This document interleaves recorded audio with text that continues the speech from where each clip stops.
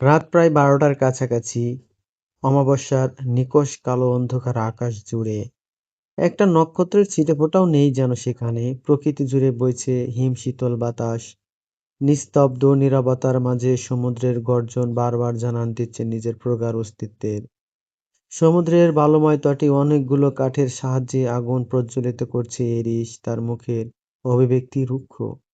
কিছুক্ষণ পর পর আর চোখে তাকাচ্ছে বড় একটি গাছের সাথে হেলান দিয়ে বসে থাকা শ্বেতার দিকে। মেয়েটা এখনো অচেতন অবস্থায় পড়ে রয়েছে, অথচ এই মধ্যরাতে মেয়েটাকে এভাবে জোর করে প্রকৃতির সান্নিধ্যে নিয়ে আসায় সে মোটেই অনুতপ্ত নয়। ইশাদের বাসা থেকে সে তাকে কিডন্যাপ করে নিয়ে এসে তাকে অবচেতন অবস্থায় নিজের প্রাইভেট জেটে করে কক্সবাজার নিয়ে এসেছে এরিস। এখানে তার বাবার একটি প্রাইভেট রিসোর্ট রয়েছে, সেই রিসোর্ট থেকে জিপ ও প্রয়োজনীয় সরঞ্জামাদি নিয়ে এসে সমুদ্রের ধারে সে তাকে নিয়ে বসেছে সে। সেই সাথে আজকে পুরো রাতের জন্য সমুদ্রটা বুক করে নিয়েছে ইরিশ। কিছুক্ষণের মাঝে সে তার জ্ঞান ফিরে এলো।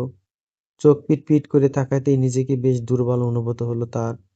চারিদিকে তাকিয়ে কোথাও আছে প্রথমে বুঝতে না পারলেও পরক্ষণেই কয়েক ঘন্টা আগের ঘটনাগুলো মনে পড়ায় প্রচণ্ড হকচকিয়ে উঠল সে। এরিসের দিকে বড় বড় চোখ করে তাকিয়ে আছে সে, অথচ এরিস এসব দেখেও নির্বিকার। সে তা এক মুহূর্তের জন্য সব ভয় ডর ভুলে চেঁচিয়ে বলে উঠল, আমাকে এখানে নিয়ে এসেছেন কেন আপনি? কি চাই আপনার? হ্যারিসের অকপট উত্তর, তোমাকে। সে তাই মুহূর্তে প্রচণ্ড ঘাবড়ে গিয়েছে। ঘাবড়ানো থেকে জন্ম নিল এক গাদা দুঃসাহস। সে তড়িঘড়ি করে হ্যারিসের কাছে ছুটতেই নিলেই টের পেল তার হাত গাছের সাথে বাঁধা।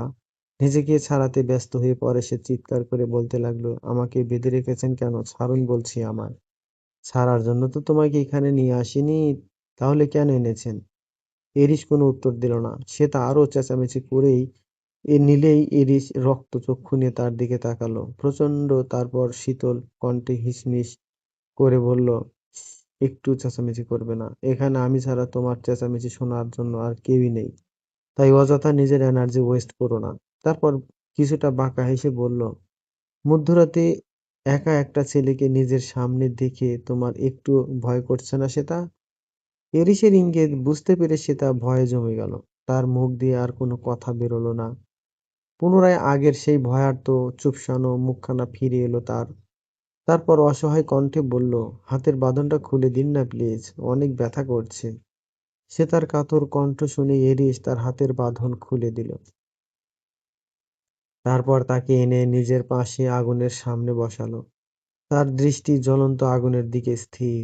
সে তা অস্থির হয়ে বলল, আমাকে এখানে নিয়ে এসেছেন কেন?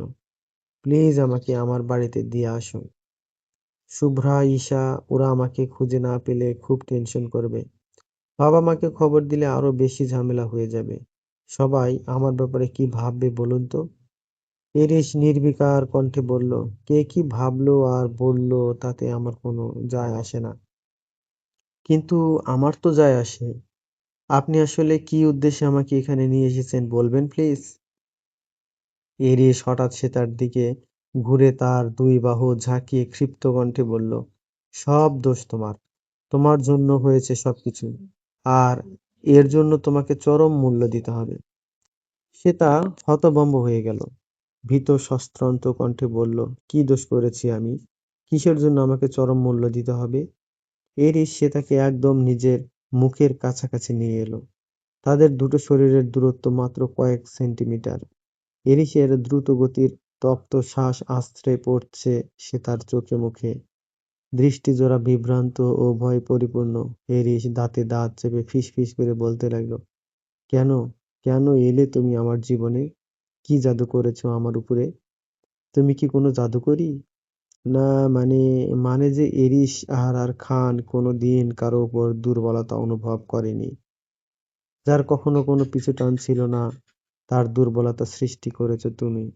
তার পিছুটান নামক ধ্বংস তৈরির একমাত্র কারিগর তুমি শ্বেতা মুবাশ্বিরা। শ্বেতা হতভম্ব হয়ে এরিসের দিকে তাকিয়ে রইল। এরিস কি বলছে না বলছে কিছুই বুঝতে পারছে না সে। এরিস একসময় শ্বেতাকে জোরে ধাক্কা দিয়ে নিজের থেকে দূরে সরিয়ে দিল। ফলশ্রুতিতে বালুময় সমুদ্র তটে আছড়ে পড়ল শ্বেতা। এরিস উঠে দাঁড়িয়ে জোরে জোরে শ্বাস নিয়ে নিজেকে শান্ত করলো। তারপর পুনরায় সে তাকে উঠিয়ে দাঁড় করিয়ে তার নাকে নাক ঘষে কপালে কপাল ঠেকিয়ে চোখ বন্ধ করে হাসকে টোনে বলতে লাগলো, শ্বেতা, তুমি জানো না আমার ভবিষ্যৎ কি? পুরোটাই অন্ধকারাচ্ছন্ন আর অনিশ্চয়তাময়। সেই জীবনে তোমাকে না জড়ানোটাই হবে প্রকৃত প্রেমিকের বৈশিষ্ট্য। কিন্তু আমি যে প্রকৃত প্রেমিক নই, আমি সেলফিশ ভিলেন, যে কিনা তোমার প্রতি ভীষণভাবে অবসেসড, অ্যাডিক্টেড। তোমার প্রতি ভীষণ বাজেভাবে অ্যাডিক্টেড হয়ে গেছি শ্বেতা। এই নেশা না আমি নিজে ছাড়তে পারবো আর না কোনোদিন ছাড়াতে পারবে। যে কোনো পরিস্থিতিতে পৃথিবীর যে প্রান্তেই তুমি থাকো না কেন, তোমার গন্তব্য একটাই, ইহরিশ আহারার খান। শ্বেতা ইরিশের কথাগুলো শুনে ভয়ে চমকে উঠল। এই লোকটাকে তার এখন মারাত্মক লেভেলের সাইকো লাভার মনে হচ্ছে। কি সাংঘাতিক কথাবার্তা! শ্বেতা নিজেকে ছাড়াতে গেলে এরিস তাকে আরো শক্ত করে নিজের বুকের কাছে টেনে ধরে। মাদকাসক্তের মতো সে তার শরীরের ঘ্রাণ নিতে থাকে। একেকটা নিঃশ্বাস প্রশ্বাসে যেন সে জীবনী শক্তি ফিরে পাচ্ছে। শ্বেতা স্তব্ধ হয়ে দাঁড়িয়ে রইল। কিছু করা কিংবা বলার অবস্থাতে সে নেই। এই মুহূর্তে ইরিশের কাজে বাধা দেওয়া মানে ভয়ানক কোনো ঘটনার সম্মুখীন হওয়া। শ্বেতা সেটা একদমই করতে পারবে না। ইরিশ একসময় নিজে থেকেই শ্বেতাকে ছেড়ে দিল। উল্টো ঘুরে আকাশের দিকে নির্নিমেষ দৃষ্টি তাক করে রইল। প্যান্টের পকেট থেকে বিয়ারের ক্যান বের করে এক ঢোকে পুরোটা খেয়ে ফেলল। এভাবে পরপর কয়েকটা শেষ করলো। এরপর ধীর পায়ে এগিয়ে যেতে লাগলো সমুদ্রের দিকে। শ্বেতা অবাক হয়ে দেখতে লাগলো তার কাণ্ড। ইরিশ যেতে যেতে গর্জনরত সমুদ্রের জলরাশির মাঝ বরাবর হাঁটতে লাগলো। তার হাঁটু অবধি পানির তলে চলে গেছে। সেটা দেখে ভয়ে চমকে উঠল শ্বেতা। এই লোকটা কি পাগল নাকি? সে দ্রুত সেদিকে দৌড়ে গিয়ে ইরিশকে পেছন থেকে ঝাপটে জড়িয়ে ধরল। তাকে টেনে আনতে আনতে অস্থির কণ্ঠে বলতে লাগলো, এসব কি করছেন কি ইরিশ? জোয়ারের টান একবার আপনাকে সমুদ্রের গর্ভে নিয়ে যেতে পারলে আর বেঁচে ফিরতে দিবে না। এরিস কোনো কথা বলছে না। তার চোখে মুখে কেমন একটা অস্বাভাবিক অস্থিরতা আর উৎকণ্ঠা বিরাজ করছে। সে তার কথাবার্তা যেন সে শুনতে পারছে না। এই জগতে যেন সে নেই স্বাভাবিক অবস্থায়। এরিসকে কখনোই এরকম পাগলামি করতে দেখেনি সে তা। অনেক কষ্ট করে টেনে টুনে এরিসকে সমুদ্রের কিনারায় আনলো সে তা। এরিস টলতে টলতে হঠাৎ পায়ে হোঁচট খেয়ে পানির মাঝেই পড়ে গেল। সেটা ইলিশের বুকের উপর আছড়ে পড়ল। সমুদ্রের উত্তাল নীল জলরাশি তাদের দুজনকে ভিজিয়ে দিয়ে যাচ্ছে। রাতের আবছা অন্ধকারে শ্বেতা মুখ উঁচু করে ইরিশের দিকে তাকালো। ইরিশ তার দিকে সম্মোহনী দৃষ্টিতে তাকিয়ে রয়েছে। ইরিশ হাসকি স্বরে বলল, আমাকে বাঁচিয়ে চরম ভুল করলে শ্বেতা। তোমাকে মুক্তি দেওয়ার উপায় হিসেবে নিজেকে বিলীন করে দিতে চেয়েছিলাম। কিন্তু তুমি নিজের হাতেই সেই সুযোগ খোয়ালে। এখন আর এই জীবনে আমার হাত থেকে তোমার নিস্তার নেই শ্বেতা মুবাশ্বিরা। শ্বেতা ইরিশের কথার আগামাথা কিছুই বুঝতে পারল না। আপাতত তার কোনো কথাকে সে পাত্তা দিল না শ্বেতা। শ্বেতা ব্যস্ত কণ্ঠে বলল, এখান থেকে প্লিজ উঠুন। এভাবে বেশিক্ষণ থাকলে আপনার আমার দুজনেরই নিউমোনিয়া হয়ে যাবে। এরিস গভীর স্বরে বলল, আর তুমি যে আমায় তুমি নামক ভয়াবহ ব্যাধিতে আক্রান্ত করেছো, সেটার কি হবে? এর উপশম করবে কে? সে তাই এরিসের দিকে ফ্যাল ফ্যাল করে তাকিয়ে রইল। সে চোখ দুটিতে যেন গভীর মাদকতা আর অনুরক্তি লুকানো।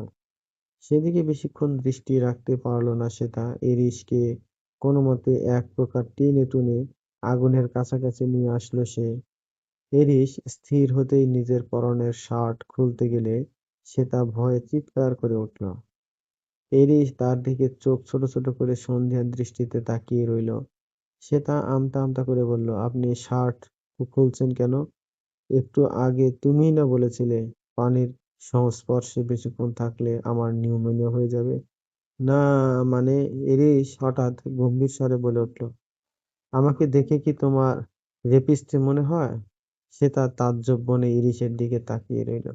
এরিস শার্ট না খুলে সে তাকে নিয়ে আগুনের ধারে বসে রইল। তারপর নির্লিপ্ত স্বরে বলল, তুমি যখন তোমার পোশাক খুলতে পারবে না, তাহলে আমি কি করে খুলতে পারি সুইটহার্ট? এটা তোমার প্রতি অন্যায় করা হয়ে যাবে না? এরিসের কথা আর তার সুইটহার্ট সম্বোধন শুনে হয়ে গেল শ্বেতা। তাকে কথা বলার দ্বিতীয় কোনো সুযোগ না দিয়ে ইরিশ বাঁকা হেসে আবারও বলল, তবে বিয়ের পর নো চান্স। তখন তো আর এসব বিষয়ে অসুবিধা হবে না, তাই না? অ্যাটলিস্ট আমার সামনে তোমার পোশাক চেঞ্জ করতে কোনো প্রবলেম হবে না, মেবি। এরিসের লাগামহীন কথাবার্তা শুনে শ্বেতা চোখ দুটো খিচে বন্ধ করে ফেলল। দুই হাত দিয়ে দুই কান চেপে ধরল, গাল দুটো আরো রক্তিম হয়ে উঠল তার। কান দিয়ে যেন গরম ধোঁয়া ছুটছে। এই লোকটা এতটা নির্লজ্জ আর ঠোঁটকাটা কি করে হতে পারলো সেটা ভেবে পায় না। হঠাৎ সে তার নজর পড়ল এরিস মাটি দিয়ে ঘর তৈরি করছে। কিছুক্ষণের মধ্যেই খুব নিখুঁত ভাবে নজর কাড়া ছোট্ট একটি মাটির ঘরের অবয়ব তৈরি করলো সে। তার পাশে লাভ শেপের ভেতরে লিখলো A+S। সে তা অনুভূত হয়ে সেগুলো দেখতে লাগলো। কি মনে করে সে নিজেও এরিসের ঘরের পাশে ছোট্ট একটা মাটির ঘর তৈরি করলো। দুটো মাটির ঘর পাশাপাশি কি জীবন্ত আর প্রাণবন্তই না লাগছে।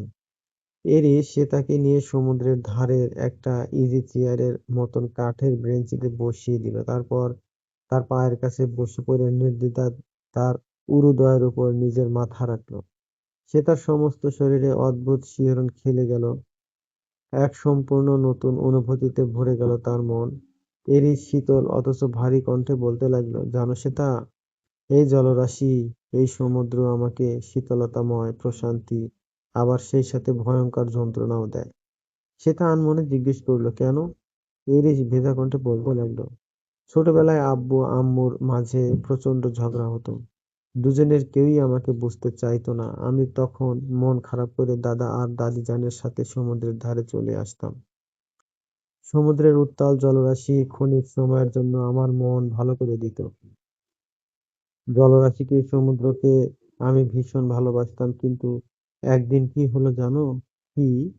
আমার মা আমাকে ছেড়ে চলে যাওয়ার সময় শেষবারের মতো আমাকে সমুদ্রের পাড়ে নিয়ে এসেছিল। সেদিন আমি কি যে আনন্দিত হয়েছিলাম! আমার মা প্রথমবারের মতো আমার সাথে সমুদ্র বিলাস করেছিল।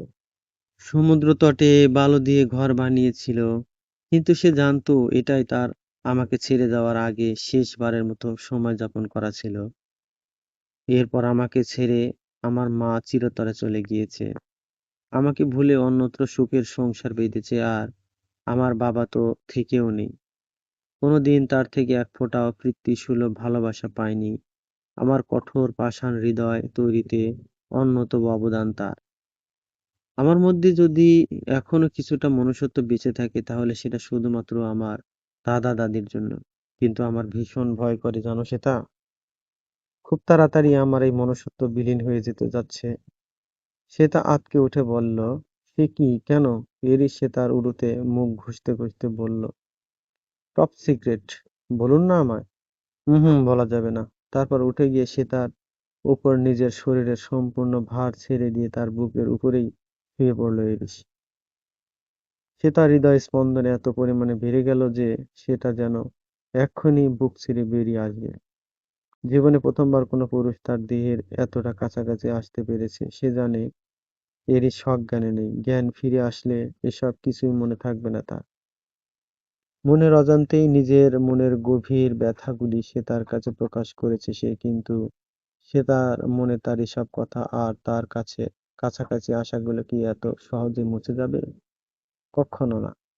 এরিস গভীর নিদ্রায় তলিয়ে যেতে যেতে অস্ফুট স্বরে কিছু কথা বলল। সে তা স্পষ্ট সেগুলো শুনতে পেল। আমার সাথে তুমি কখনো সুস্থভাবে থাকতে পারবে না সেটা, কিন্তু আমি ভালোবাসা আর সুখ পাওয়ার জন্য সর্বোচ্চ স্বার্থপর হতে পারি। প্রয়োজনে তোমাকে নিজের কাছে আজীবন বন্দি করে রাখবো আমি। আমি জানি না আমি তোমায় ভালোবাসি কিনা, তুমি আমায় ভালোবাসো কিনা, কিংবা কখনো বাসবে কিনা সেটা নিয়েও আমার কোনো মাথা ব্যথা নেই। সেটা তুমি আমার অবসেশন আর অ্যাডিকশনে রূপান্তরিত হয়েছো। মাদকতার নেশা আমি ছাড়তে পারবো, কিন্তু তোমার নেশা আমি কোনোদিন ছাড়তে পারবো না। তোমাকে ছাড়া একটি মুহূর্ত চলা আমার পক্ষে সম্ভব নয়। তোমাকে যে আমার লাগবেই, সেটা আমার অন্ধকার জীবনের আলোকশিখা রূপে। নতুন সকালের সূর্য উদিত হয়েছে পূর্ব আকাশে। পাখিরা ব্যস্ত হয়ে নীড় ছেড়ে ছুটে পালাচ্ছে এদিক ওদিক। সমুদ্রের উত্তাল গর্জন শান্ত হয়ে গেছে অনেকটা। সূর্যের তীক্ষ্ণ আলোকছটা সে তার চোখে মুখে পড়তেই তার ঘুম ভেঙে গেল। চোখ দুটো কসলাতে কসলাতে সামনে তাকাতেই তার বুকের উপর ইরিশকে নিশ্চিন্ত মনে ঘুমন্ত অবস্থায় দেখতে পেল সে। কি নিষ্পাপ মায়াবী মুখশ্রী তার, ঘন কালো সিল্কি চুলগুলো কপালের উপর ছড়িয়ে ছিটিয়ে রয়েছে। সে তা এক দৃষ্টিতে তাকিয়েই রইল ইরিশের দিকে। কে বলবে জাগ্রত অবস্থায় এই লোকটাকে সে তার কাছে কি ভয়ানক আর কঠোরই না লাগে। সে তা ইরিশকে মৃদু ধাক্কা দিতে দিতে বলল, এই যে শুনছেন, এরিস। সে তার ক্রমাগত ডাকাডাকিতে এরিসের ঘুম ভেঙে গেল। চোখ মেলে নিজেকে সে তার বুকে আবিষ্কার করে ধড়ফড় করে উঠে বসল সে। চারিদিকে তাকিয়ে অবস্থা বোঝার চেষ্টা করলো। গত রাতের কিছু ঘটনা তার আবছা আবছা মনে আছে, বাকিটা আর মনে পড়ছে না। তবুও সেসব নিয়ে সে তাকে কোনো রকম প্রশ্ন করলো না সে। দুজনেরই পরনের জামাকাপড় শুকিয়ে গিয়েছে। এরিস নিজের চুল ঠিক করতে করতে সে তার উদ্দেশ্যে গম্ভীর কণ্ঠে বলল, নিজেকেই ভালোভাবে ঠিকঠাক করে নাও, আমাদের রওনা দিতে হবে। বলেই বেশ কিছুটা দূরে রাখা নিজের জিপের দিকে এগিয়ে গেল এরিস। সে তার সেদিকে নির্নিমেষ দৃষ্টিতে তাকিয়ে রইল। গতকাল এত কিছু হয়ে যাওয়ার পরও এই লোকটা এতটা স্বাভাবিক আছে কি করে সেটাই ভেবে পেল না সে তা। অবশ্য সবকিছু তার মনে থাকার কথাও নয়। এসব ভেবে মনে মনে দীর্ঘশ্বাস ফেলল সে তা।